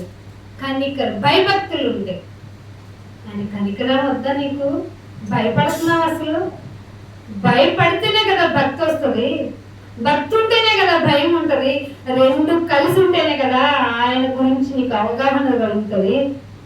అప్పుడే కదా కనికరం వస్తుంది. ఎందుకు ఇలా మారిపోయారు మనుషులంతా? వాళ్ళందరికీ నువ్వు నేను కదా చెప్పాలి. నువ్వు నేను కూడా శరీరపరమైన బాధ్యతల్ని బరువుల్ని మేలేసుకుంటే ఆయన రాజ్య సువార్త విస్తరింపజేసేది ఎవరు? ఆయన రెండవ రాకడ వచ్చేది ఎవరు? ఎప్పుడు? ఇంకొక మాట చూపిస్తాను చూడండి. యెషయా గ్రంథము 46వ అధ్యాయము. యెషయా గ్రంథము 46వ అధ్యాయము 9వ వచనం చూడండి. చాలా పూర్వమున జరిగిన వాటిని జ్ఞాపకం చేసుకొనిది. దేవుడునను నేనే, దేవుడను నేనే, మరి ఏ దేవుడును లేడు. నేను దేవుడును, నన్ను పోలినవాడు. పోలినవాడు ఎవరైనా ఉన్నాడా? ఏమన్నా సాతాను ఏమన్నా పోలినవాడా? ఎందుకంటే నాకు అన్ని తెలుసా. పరలోకంలో నుండి వచ్చినాడు కదా. పాపం ఎక్కడ పుట్టింది? భూమి మీద కావాలంటే నేను గమనించాలి. ఇది పరలోకంలో. ఎంత నేను కొంచెం ఆయన కంటే కొంచెం పెద్దోండి అనుకుంది. ఎక్కడ? బయటికి ఏమన్నా పక్కన ఉన్న దేవదూత ఉందా? మనసులో అనుకుంది. అందుకే డిక్లరేషన్ ఇచ్చాడు దేవుడు. చాలా పూర్వమున జరిగిన వాటిని జ్ఞాపకం చేసుకోండి. దేవుడును నేనే, మరి ఏ దేవుడును లేడు. మీరేమన్నా నన్ను పోలినోడు ఉంటాడు, వాడికి కూడా దండ పెట్టొచ్చు అనుకుంటారేమో. అది కూడా పొరపాటే. ఏమంటున్నాడు? నేను దేవుడును, నన్ను పోలిన వాడు కూడా లేడు అన్నాడా లేదా? ఏమనుకుంటున్నావు మరి? పోలినోడు నువ్వయ్యా అని గొడవ వెళ్తున్నావు ఏంటి? పోలినోడు నువ్వే కదా అని నాగపడిన వెళ్తున్నావు ఏంటి? కొంచెం దగ్గరగా ఉన్నామని ఇంకొక పుణ్యక్షేత్రానికి ఏమైనా వెళ్తున్నావు ఏంటి? అందరూ దేవుళ్ళు ఒకే రూట్కి వెళ్తాయంట కదా, అక్కడ కూడా గౌరవం పెట్టుకొస్తానని ఇలా ఏదో అంటున్నావా ఏంటి? పోలిన వాడు కూడా లేడట. డిక్లరేషన్. ఇది సాతాను కూడా కాదు. సాతాను కొంచెం తక్కువగా ఉన్నానని ఎంచుకున్నందుకే భూమి మీదకి దోశాడు. ఏంటంటే దోస్తావు, నీ పిల్లలకి ఇస్తావా ఏంటి? వాళ్ళని ఒక్కసారి వదిలిపెట్టు, వాళ్ళకి భూమి మీదకి దోసే, అన్ని సౌకర్యాలు పెట్టు, కానీ అందకుండా చేసి చూద్దాం నిన్నేమంటారు అని ఒక్కొక్కరిని పరీక్షిస్తుంటే ఒక్కొక్కడు నరహంతకుడు అయిపోయాడు, ఒకడు వ్యభిచారి అయిపోయాడు, ఒకడు తాగుబోతు అయిపోయాడు, ఒకడు తిండిపోతు అయిపోయాడు, ఒకడు ఎందుకు పనికిరాని వాడు అయిపోయాడు, ఒకడు బహుభార్య తత్వాన్ని పొందుకున్నాడు. అప్పుడు ఏం చేయటం లేదు, మనిషి ఏం చేయటం లేదు. దేవుడు పశ్చాత్తాపడిపోయాడు, సంతాపం ప్రకటించేసుకున్నాడట. ఎక్కడ చెప్పాడు మాట? అది కాదు, మనుషుని చేశాను, అవసరంగా ఎంత తప్పు చేశాను అంటే తప్పని ఆయన తెలియదా? బిడ్డ మీద ప్రేమ. అరే మీరు తప్పు చేసినా మార్చుకుంటాను, నా దగ్గరికి రండి అన్నాడా లేదా? అన్ని ఊరికి మాటలతో చెప్పాల. సొంత కొడుకు యొక్క రక్తం నువ్వు ఇస్తావండి, నీ కొడుకుని సేవకి పిలు. ఆవిడెవరో ఇచ్చిందట, ఏడ్చి పాలు విడిచే టైంకి తీసుకెళ్ళి, అన్నా సమూయేలు గారిని వదిలిపెట్టేసిందట. సమూయేలు గారు ఎంత గ్రేటో చూడండి. అమ్మ వచ్చేస్తానని అడగలేదు. మీ పిల్లల్ని స్కూల్లో వదిలిపెట్టేది ఎంత ప్రేమ మీకు, మళ్ళీ స్కూల్లో వదిలిపెట్టి రావడానికి అడుగుతాం, ఇంకెక్కడే వదిలిపెడతాం మనం కదండి. అంత ప్రేమ. ఈ ప్రేమలో ఒక రోజు మనం తీసుకెళ్ళి బయట పెడతాయి. నమ్మకండి, తల్లిదండ్రుల ప్రేమ, బిడ్డల ప్రేమ, భార్య భర్తల ప్రేమ ఏదో ఒక రోజు ఆగిపోద్దండి. ఏదో ఒక రోజు తెలిసిపోద్ది ఈ ప్రేమ వట్టిదే అని. కానీ ఒక ప్రేమ ఉంటుందండి. అరే ఇప్పటికైనా నేను గుర్తున్నాను వచ్చే అని పిలుస్తుంది ఆ ప్రేమ. కానీ ఆ ప్రేమ అంటేనే మనకు అలుసు. ఆ అలుసుని ఆయన బాధను భరించుకోలేకపోతున్నాడు. నొచ్చుకున్నాడంట, మనస్సులో నొచ్చుకున్నాడంట. అది ఎంత బాధ తెలుసా?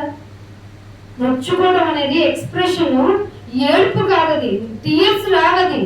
లాస్ట్ ఇట్లా చేశాడేంటి అనే ట్రాన్స్ లో ఉండిపోతాం. మనుషులమైన మనకే ఆ అనుభవాన్ని తట్టుకోలేకపోతున్నప్పుడు దేవుడికి నొచ్చుకునేలాగా చేసిన ఈ మానవ జాతికి క్షమాగుణం ఇచ్చాడండి. మళ్ళీ దేవుడు క్షమాగుణం, క్షమించేశాడు. ఎంత మంచి దేవుడు. ఆ దేవుడికి నువ్వు చేస్తుంది ఏం చెప్పు? తినేసి మంచి ఫుడ్ ఇచ్చావు థ్యాంక్ యూ అంటావా? అంతటితో అయిపోయిందా? నిద్రపోతే మంచి పడకనిచ్చావు థ్యాంక్ యూ అంటావా? అయిపోయిందా? మంచి గాలి పీల్చుకుందా థ్యాంక్స్ నైనా సజీవంగా ఉంచావు ఆమె అంటావా? కాదు. ఒక్కటి అడిగాడు, నా సత్యమును గుర్చి చెయ్యి ఎత్తి బ్యానర్గా నిలబడు అన్నాడు. చేయగలుగుతున్నావా? మనం చేయగలుగుతున్నాము. నిజం చెప్పండి, మనలో శరీరపరమైన కారణాలు చెప్పి ఎన్నిసార్లు ఆబ్సెంట్ అయ్యావు? ఆ రోజు ఏమైనా గాలి పోయిందా నీకు? ఊపిరి ఆడకుండా పోయిందా? తిండి దొరకకుండా పోయిందా? నీ అవసరాలు తీరకుండా పోయినాయా? నీ ఇల్లు ఏమైనా కూలిపోయిందా? అవలేదే. అట్లాగే ఉన్నాడు ఆయన.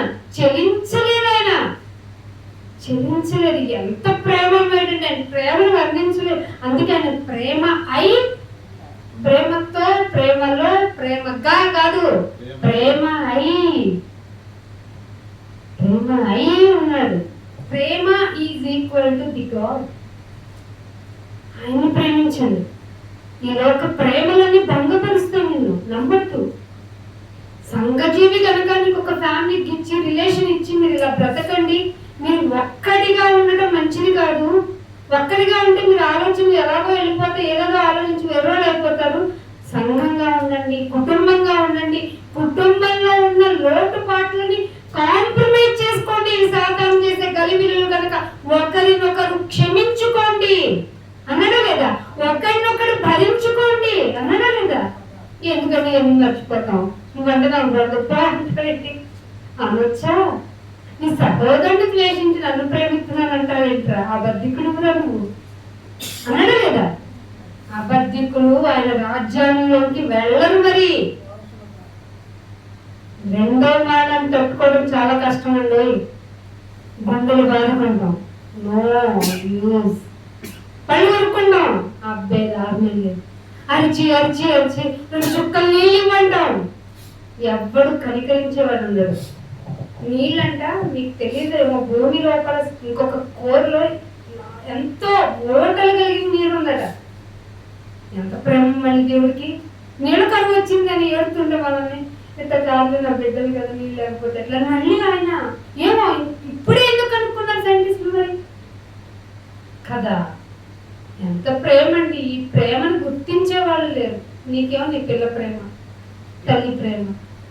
వాడికి ఏం కొను? నాయన నా బిడ్డకు 1 రోజు కొనడానికి డబ్బులు ఉన్నాయి ఉంటే అది కొనకుండా ఉండు, చూద్దాం నీ బిడ్డ ఏమంటాడు చూద్దాం.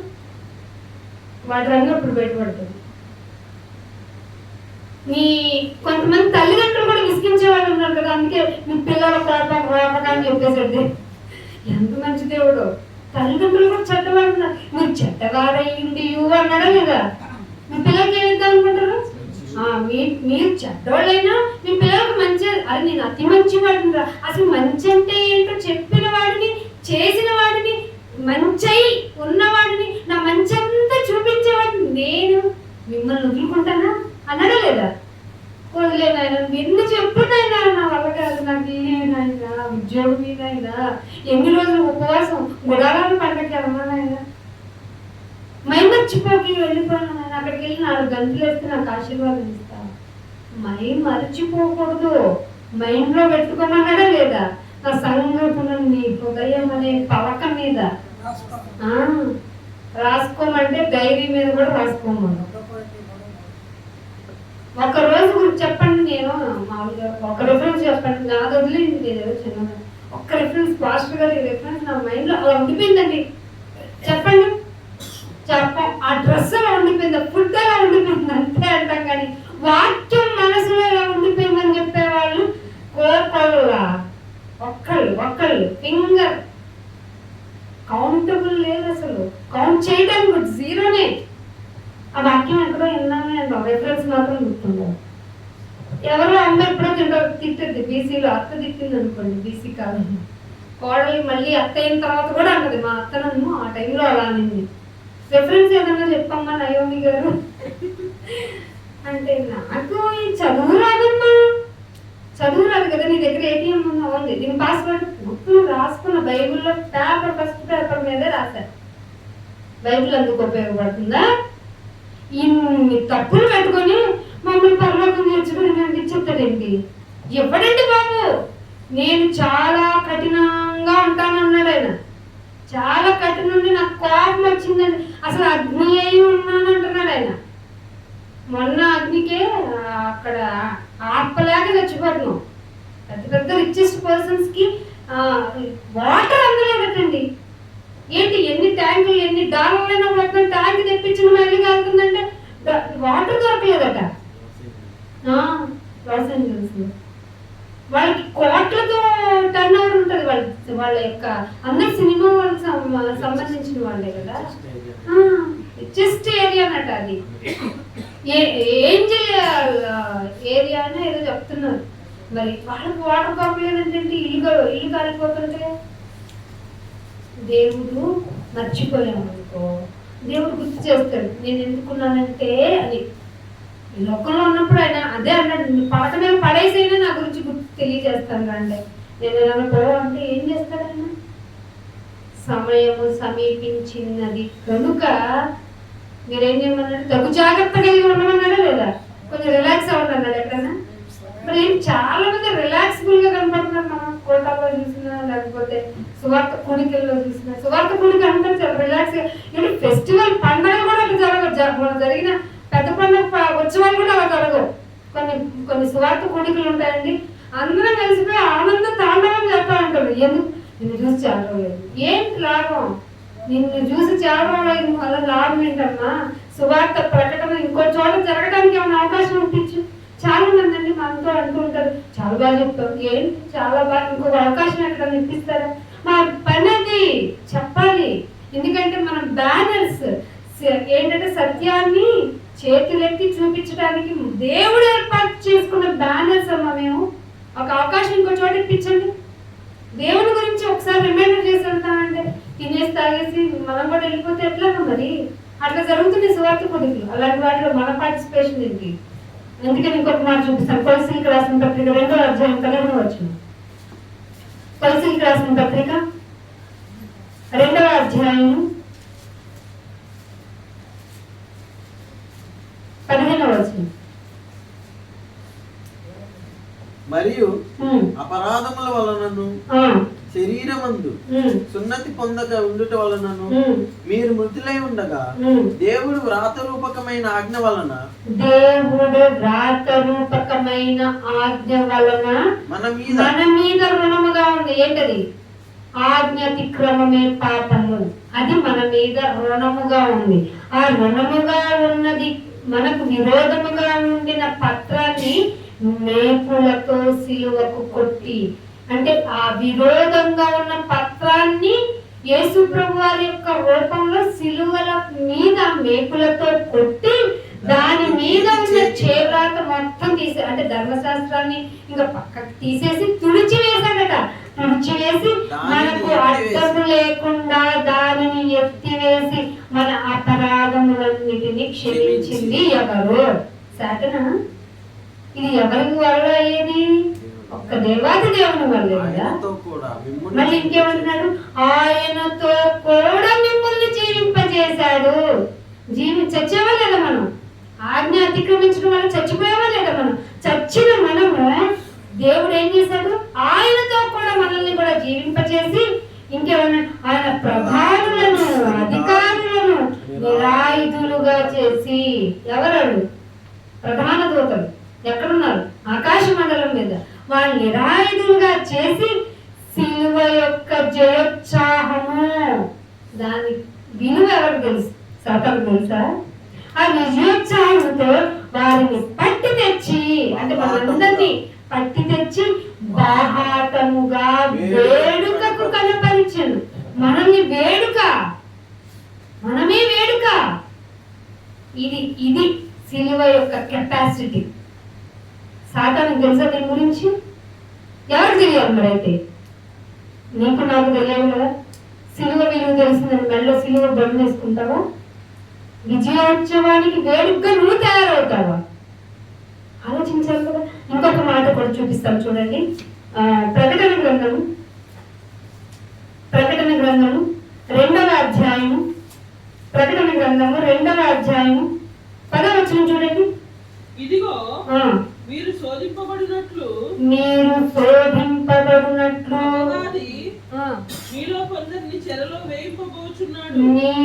కొందరిని చెరలో వేయించబోతున్నాడు. 10 దినాలు కలుగుతుంది శ్రమ. 10 దినాలు అంటే 10 దినాలు డేస్ లెక్క, కొంత టైము అని కలుగుతుంది. 10 దినములు శ్రమ కలుగుతుంది. అయితే 10 దినాలు శ్రమ కలుగుతుంది కదా. అయితే నువ్వేం చేయాలి తెలుసా? మరణము వరకు నమ్మకంగా ఉన్నది ఫైనల్. అప్పుడే వస్తుంది జీవ కిరీటం నీకు ఇచ్చేస్తాను. దీన్ని ఏమన్నా సాతాను మార్చగలదా? ఫైనల్లో అది ఇండియా గెలుస్తుంది కాదు, ఇంగ్లాండ్ గెలుస్తుంది, సో గెలుస్తుంది అని మీరు అనుకుంటే తారుమారు అవుతుంది. కానీ ఇక్కడ డిక్లరేషన్ ఇచ్చింది ఎవరు? దేవాది దేవుడు కదండి. మీరు మరణం వరకు నమ్మకంగా ఉండండి, జీవ కిరీటం మీదే. కాకపోతే మధ్యలో సాతాను మిమ్మల్ని 10 దినాలు శ్రమకి అప్పగిస్తుంది. ఇది ఇప్పుడు మీకు శ్రమ చేసి మమ్మల్ని ఎందుకు నాయన శోధిస్తున్నావు? మమ్మల్ని ఎందుకు నాయన? అబ్రహాము శోధింపబడ్డాడు, పరిశోధింపబడ్డాడు. అందుకే ఆయన ఫాదర్ ఆఫ్ ఫెయిత్ అయ్యాడు, నీతిమంతులకు తండ్రి. కనీసం మనలో నీతి ఉండకపోని నీతిమంతుల తండ్రికి వారసులు అవడానికి మనలో కనీసపు నీతి, ఈ లోకపు నీతి కాదండో. ఈ లోకపు నీతి గోల్డ్ అని చెప్తుంది. దేవుని నీతి ఎందు మనుషుల నీతి, దేవుని నీతిని మనం మన హృదయంలో ఉంటే ఏ విషయానికి వ్యాకుల పడం, ఏ విషయానికి బాధపడం. అందుకే ప్రకటనలో అంటున్నాడు యాకోబు రోమిలకు రాసిన పత్రిక 8వ అధ్యాయానికి రండి. రోమిలకు రాసిన పత్రిక 8వ అధ్యాయం 38వ వచనం చూడండి. 38 మరణమైన జీవమైన దేవదూతలైన ప్రధానులైన అసలు ఉన్నదైన వస్తుంది అనుకున్నదైనా అధికారులైన ఎత్తైన లోతైన అసలు సృష్టింపబడిన ఏదైనా సరే దేవుని ప్రేమ నుండి, దేవుని యొక్క ప్రేమ నుండి మనల్ని మనల్ని ఎడబాటు చేయగలదా?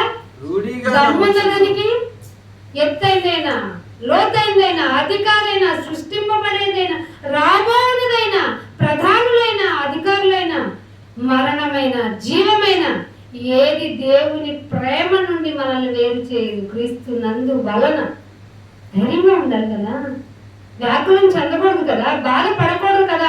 వచ్చే శ్రమను చూసి నాన్న ఈ శ్రమ ఇచ్చావా, అసలు ఈ శ్రమలోనే నా వాల్యూ ఏంటో, నా క్యారెక్టర్ ఏంటో నేను జాగ్రత్తగా కాపాడుకోవటానికి నన్ను నేను జీవ సాధనము చేసుకుంటాను.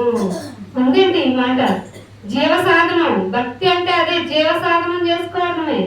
అన్ని బాగున్నప్పుడు, పరిస్థితులన్నీ అనుకూలించినప్పుడు, అందరూ బాగున్నప్పుడు, నీ కుటుంబంలో అంతా నెమ్మదిగా ఉన్నప్పుడు భక్తి నువ్వేంటి సాధన కూడా చేసింది. చేసిందా లేదా? కొంచెం హెచ్చించుకుంది కాబట్టి దాని యొక్క అసంకారం పెట్టుబడింది. నీకు కూడా అంతే. పరిస్థితులు అనుకూలంగా ఉన్నప్పుడు నీ భక్తి గురించి దేవుడు మాట్లాడదు. పరిస్థితి ప్రతికూలమైనప్పుడు ఏం మాట్లాడుతున్నావో గమనిస్తాడు, ఎలా ప్రవర్తిస్తున్నావో చూస్తున్నాడు, అసలు ఆయన గురించి ఏమనుకుంటున్నావో చూస్తాడు. వెంటనే నీ నోటిలో నుంచి వచ్చిన అన్కంట్రోలింగ్ యాటిట్యూడ్ ఆఫ్ వర్డ్స్ ఉన్నాయి చూసావా, అది జరగదు. మాట పట్టుకుంటాడు ఆయన, ఎందుకంటే హృదయంలో నిండిందే కదా. సాధనం ఏం చేస్తున్నారు మరి? తప్పెట్లు కొడితే రాదు, వాక్యం ఇలా వినాలి. ఎన్ని రోజులు? పగలు రాత్రి ధ్యానించాలి. అవుతుందా? అవుతుందేంటి? నిద్ర వచ్చేస్తుంది మనకి ఒక జాము గడిచేలోపు. శరీరం అస్సలు ఒప్పుకోదు. అందుకే ఎక్స్క్యూజ్ చేశాడు దీన్ని కూడా దేవుడు. అవునా? అరే వినంటే మీకు ఇష్టమైన అప్పుడే వినండి. అందుకే అంటున్నాడు, ఒక మాట చూపిస్తాను. కానీ దేవుడు ఒక మాట అంటున్నాడు అని. అదే ప్రకటన గ్రంథంలో 3వ అధ్యాయము, 2వ వచనం చూడండి. ఇక్కడ కన్క్లూజన్కి వచ్చేసాను. నీ క్రియలు నా దేవుని ఎదుట సంపూర్ణమైనవిగా నాకు కనబడలేదు. అండర్లైన్ చేసుకోండి. మనందరం విశ్వాసం, మనకంతా వాక్యం తెలుసు, మనంతా బాగున్నాం, ఇంకేంటి అనుకోకండి. ఇక్కడ దేవుడు ఏం చెప్పి, నీ క్రియలు ఇంక్లూడింగ్ మీ, ఇది నాకు కూడా సంబంధించిన వాక్యం, నీ క్రియలు నా దేవుని ఎదుట సంపూర్ణమైనవిగా నాకు కనబడలేదు కనుక మేల్కో జాగరూకుడవై. అంటే జాగారం చేయి, ఇంకంతే, పడుకో మాకు నీ ప్రవర్తన విషయంలో. నీ క్రియలు సంపూర్ణమైతేనే నా ఎదుట నా దగ్గర నీతి కిరీటం, జీవ కిరీటం, ఇంకేదైనా ఇవ్వగలను. సంపూర్ణం చేయబడలేదు. జాగరూకుడవై చావనై ఉన్న మిగిలిన వాటిని, ఏమిటినైనా నేను సంపూర్ణం చేయని క్రియలు అంటే చచ్చిపోయేవి ఉన్నాయి, వాటిని బలపరచడానికి నువ్వు వెళ్ళాలి. నీ క్రియలు సంపూర్ణం చేయబడలేదు. అందుకని యెహోషువ గ్రంథము 1వ అధ్యాయము 8వ వచనం చూడండి. యెహోషువ గ్రంథము 1వ అధ్యాయము 8వ వచనం.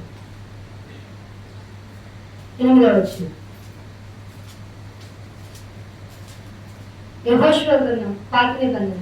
ఈ ధర్మశాస్త్ర గ్రంథమును నీవు బోధింపక తప్పిపోకూడదు. ఇది నిబంధన, ఇది రూల్. వినేసాను నేను, వచ్చేసాను నేను, ఆమె ఉన్నాను, ఇది కదా నాయనా.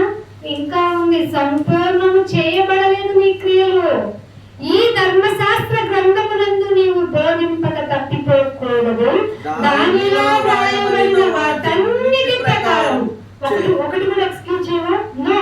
వాటన్నిటి ప్రకారము చేయుటకు జాగ్రత్త పడినట్లు, అన్ని చేయటానికి నువ్వు జాగ్రత్త పడినట్లు దినము రాత్రి దాన్ని ధ్యానించు. ఎవరు చెప్పారనుకున్నాం? దావీదు గారు చెప్పారు, యెహోషువ గారు కూడా చెప్తున్నారు.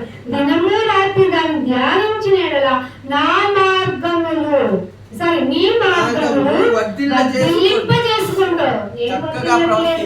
నేను వర్ధిల్లట్లేదు అనుకో మాకు, నేను నీకు క్లూ ఇచ్చేసాను. ఏమంటున్నాడు? దినము రాత్రి దాన్ని ధ్యానించిన యెడల నీ మార్గము వర్ధిల్లింప చేసుకుని చక్కగా, నా ప్రవర్తన ఇంకో డిస్టర్బ్ నేను అనుకుని ఇంకా చక్కగా ప్రవర్తిస్తాడు అని కిందంటున్నాడు 3వ వచనంలో.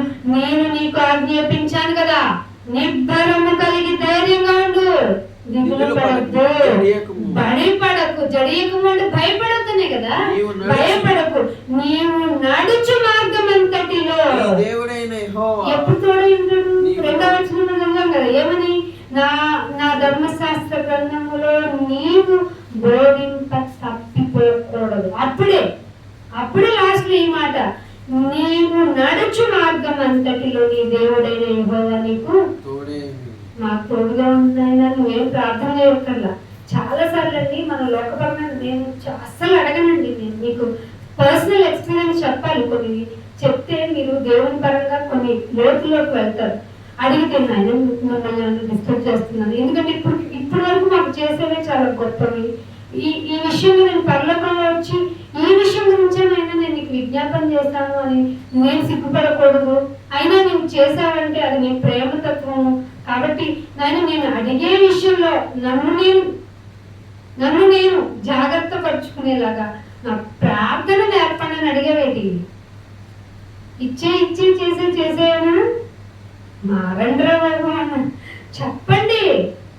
మిగతా వాళ్ళు కూడా ప్రార్థన నేర్పించేలాగా ధర్మశాస్త్రంలో సంగతులన్నీ తప్పిపోకుండా ఎంతసేపు వినేవారంగా కాదండి. మనం బయలుదేరి సత్యం మనమే విన్నాం. ఈ వాక్యము మిథ్యలో ప్రకటింపని దాన్ని ఎక్కడ ప్రకటించాలి? వీధిలోకి వెళ్ళి చెప్పాలి. రహస్యంగా చెప్పబడింది ఎప్పటికైనా నువ్వు బయటికి వెళ్ళి చెప్పాలి. ఇది ఆజ్ఞ, దేవుడు ఇచ్చిన ఆజ్ఞ. అందుకే అంటున్నాడు ప్రసంగి 11:10లో ముగించేశాం లాస్ట్ మాట. ప్రసంగి 11వ అధ్యాయం 10వ వచనం చూడండి. లేత వయస్సును నడిప్రాయమును గతించిపోవునవి అంటారు. ఇది నిజంగా బాబు నమ్మంటా. లేత వయస్సు అంటే బిలో టీనేజ్. ఆ ఏజ్ ఏముంటదంటే ఏ బాధ ఉండదు, హోంవర్క్ ఒక్కటే బాధ, అది అసలు బాధే కాదు కదా.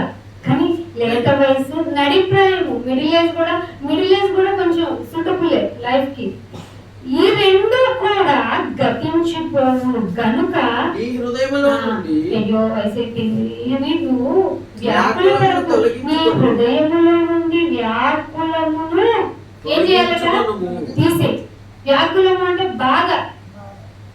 బాధ తీసేసి నీ దేహమును చెరిపేదే నీ వ్యాకులం. బాధపడతా ఉంటాను, ఏం చేయాలో తోచట్లే, ఏం చేయాలో తెలియట్లే, అబ్బా అంత చెంత బాధ దిగులు, ఇది వ్యాకులం అంటే. ఈ ఏ సందర్భాలకి మీకు తెలుసు, ఎందుకంటారో మీకు తెలుసు. దీన్ని తీసేయండి, వ్యాకులమును తీసేయండి, దేహమును చెరుపుదానికి అది జీవసాధనం. కాబట్టి ఆలోచించుకొని దేవుని కొరకు బ్రతకటం అంటే ఏంటో నేర్చుకొని ఆయనకి బ్యానర్ గా ఉంటావా? ఇంకా వ్యాకుల పడుతుంది ఇష్టానుసారంగా ఈ భూమి మీద జీవితం బ్రతుకుతూ దేవుని కోసం బ్రతుకుతున్నాననే భ్రమలో ఉంటావా? విషయం నీ చేతికి అప్పగిస్తూ ఆలోచించి నిర్ణయం తీసుకొని ప్రతి ఒక్కరూ బ్యానర్ కావాలని ఇందు మూలంగా దేవుని తరపు నుంచి మీకు హెచ్చరికలు చేస్తూ నా మాటలు ముగిస్తున్నాను. చిన్న ప్రార్థన చేసుకుందాం. తలలు వంచుకోండి, ఒకసారి పరిశీలన చేసుకోండి. దేవుడు మీకు ఇచ్చిన మాటలు, సమయం ఎందుకో ఆలోచించండి. సమయమేమో పోనీయంగా సద్వినియోగం చేసుకోవడం ఆయన మాటను మీరు జ్ఞాపకం చేసుకొని ప్రార్థన చేసుకోండి. మహోన్నతుడ, మహాగంధ, పరిశుద్ధుడ, మీకు ఎంతో ఆనందం చూపించుకుంటాం.